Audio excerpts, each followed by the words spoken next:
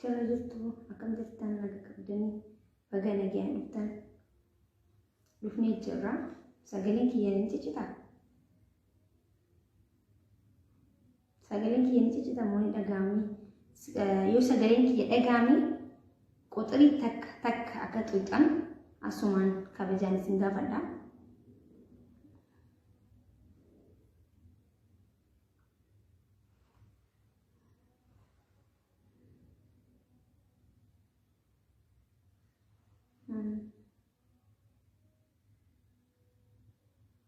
Zamaanuu sagaleen kiyya hin dhagama. Sagaleen kiyya yoo dhagahame quxurii takka takka naa tuqa. Neetwoorkiin kiyya sirrii hin jiru. So quxurii takka takka tuqa.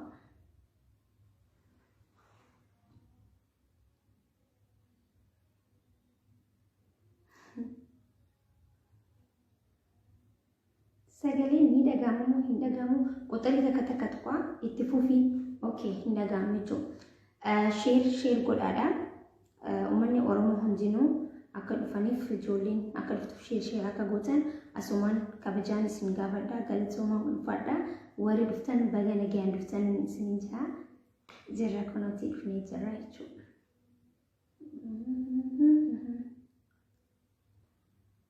Dubbadhu. Okay, dhufan ijoolleen gaariin dubbadha.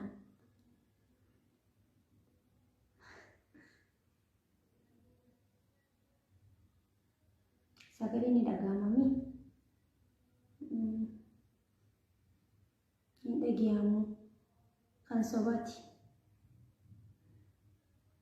Ni dhagahama sagaleen. Okay, osoon haasawwan hin jalqabne namni xiqqoo dhufee jira. Seenaa ofirooyyee sagaleen dhagahame jechuudha. Quxurii takka xuuxee jirta. Namoonni tokko tokko osoo dhagahamu hin dhagahamu jedhanii yaada nama jalaa jijjiiruuf takkiin immoo akka hin haasofne warra barbaadu hedduutu jira. Sanumaaf isin gaafadhee waan biraatiif miti. So yoo ka dhagahamte karaa dubbii kiyyaa itti bufa. Share godhaa garuu. Share godhaa.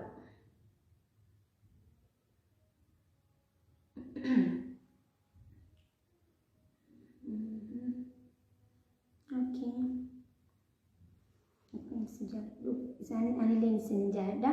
Okay, waan irraa dubbachuu dhufe waanuma irreecharraan haasa'u dhufe irri hedduun qophii irreechaa godhu jirtanii arguutti hin jira. Facebook kana gubbaratti qophiin irreechaa hedduu oowwitu hedduu bareedudha.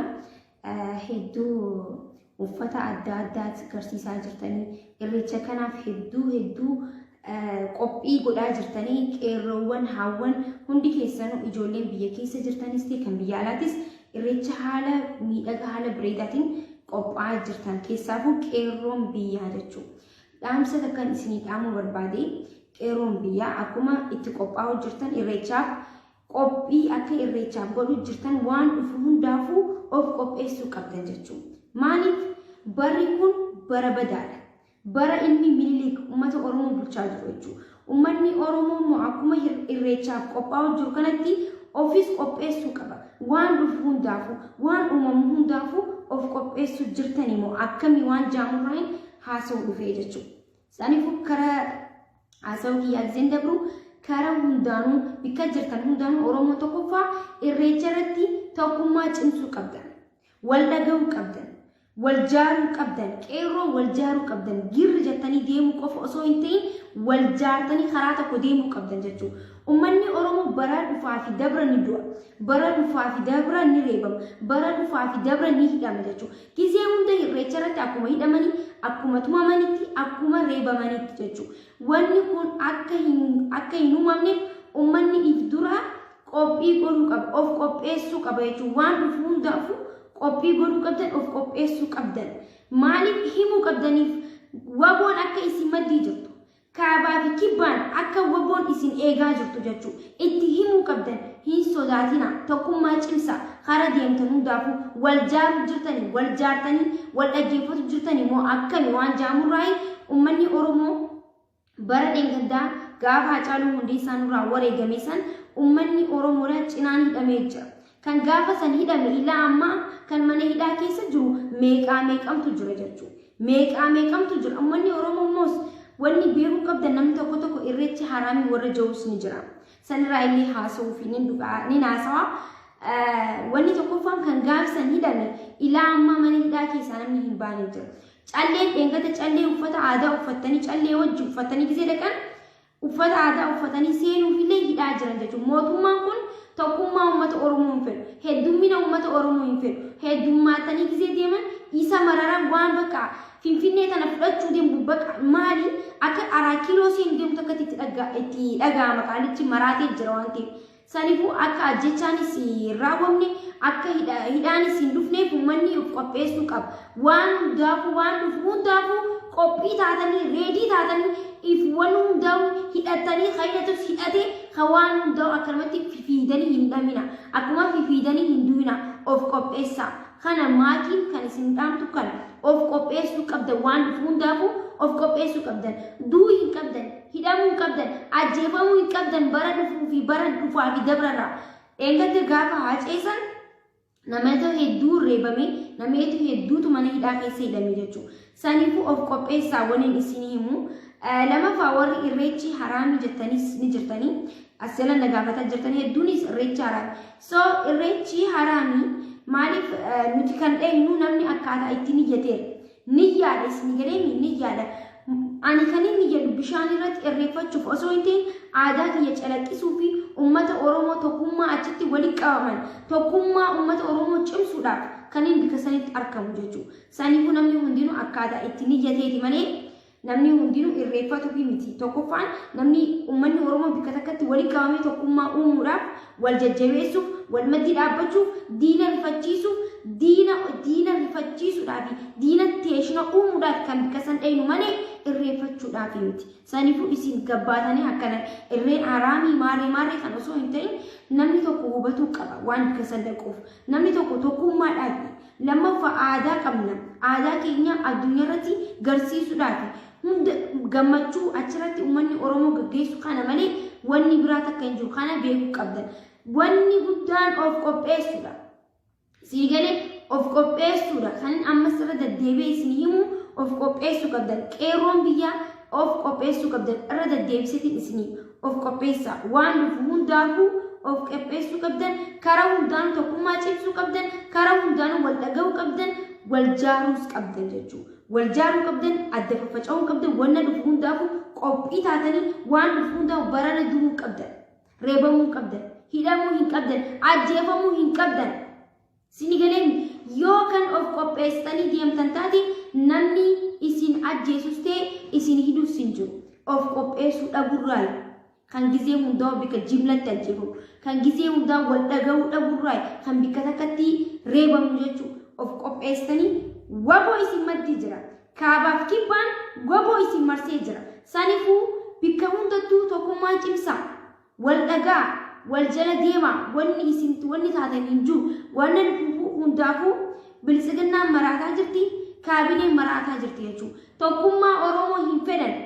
Heddummina Oromoo hin fedhan. Bikka takkatti Oromoon hedduu dhaabu yoo walitti qabamee dhaabbate isaan dhukkubsa. Isaan maraachisa. Ni maraatan. Hin fedhan Oromoo heddummaatee dhaabbattu namsha yoo taate ni gubda garaa.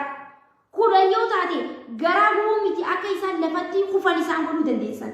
Saniifuu garuu wanni isin barbaachisu tokkummaadha. Gizee hundaa waan isinitti himu tokkummaadha. Wal dhaga'uudha. Wal cinaa deemuudha. Walirraa faffaca'uus osoo kan fiiguu kan deemu miti. Tokko yoo qabame tokkorra du'u. Tokko yoo tumame tokkorratti du'u. Kana kan isin himu. Tokko yoo du'e tokkorratti du'u qabdan Oromoon. Oromoon osoo obboleessi kee reebamu ati dheessuu hin qabdu.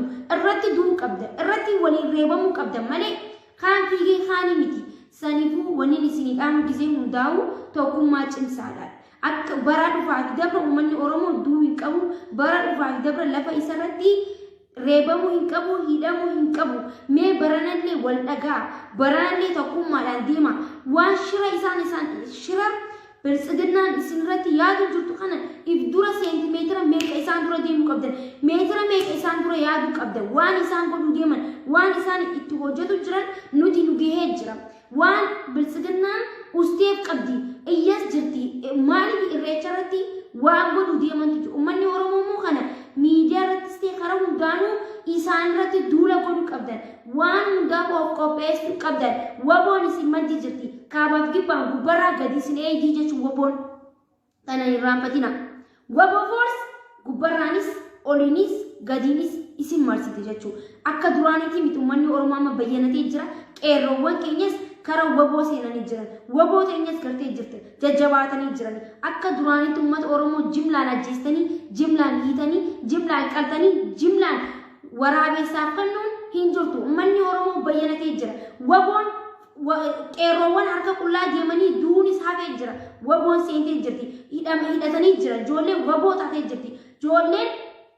ibidda nyaatte qeerroon amma qeerroo tokko yoo gabbaatee dubbisti qeerroon akka duraanitti isin sodaatu isinii boo qeerroon isinii boocheetis isiniif sodaatetis hin beektu arras borus namni isiniif harka isiniif kannee isin sodaa namni hundi ni gabbaa akka duraanitti irreecha bana kanarratti ni reebamna ni tuumamna jaanii kan mana ta'anii jiran tokkichi immoo manatti hin hafina oromoo namni ta'ee finfinnee guututti xuluu godhu qabdan jechuun seentanii xib godhuu qabdan waboon isin maddii jirti hidhannee jira hidhannoo qabna ummata qabna saba qabna jechuun takka sodaa hin qabnu hundi keessanuu dhaabbatanii gammaddanii aadaa keessaniin faayamtanii bareeddanii achitti argamuu qabdan of qopheessitanii jechuudha.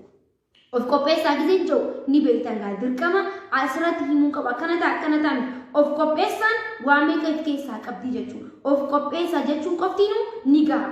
Of qopheessaa shamaras ta'e dhiiras ta'e hawwoota hundi keessan of qopheessaa qophii cimaa godha barana likkii isaan galchina lakka namni asgabbaachuu ni dhageessanii likkii isaan galchina of qopheessaa wanni mootummaa sodaatu miidiyaadha miidiyaa irratti garsiisaan rifachiisa rifatanii jiran mootummaan waboon arra kan leenjisteef kalees leengatis kan leenjiyaa jiran rifatu jiran waboon akkana garagalaa jirti waboon akkana garagalaa jirti kun immoo isaan rifachiisu jira isaan ispoortii akkanaa fi akkanaa san malee akkana garagalaa san hin beektu waboo waa meeqa garsiisaa jirti waboo ficcaansisaa jirti jara kan akka dhalatti ficcaanaa jira bilisiginnaan takka takkatti salfii galaniiti ficcaanaa jiran akka dhalatti wal jalaa qabaa jechuu ficcaan saniifuu ummanni oromoo garuu barana kan bara dabreerraa barana cimuu qaba kan bara deengaddaarraa kan barana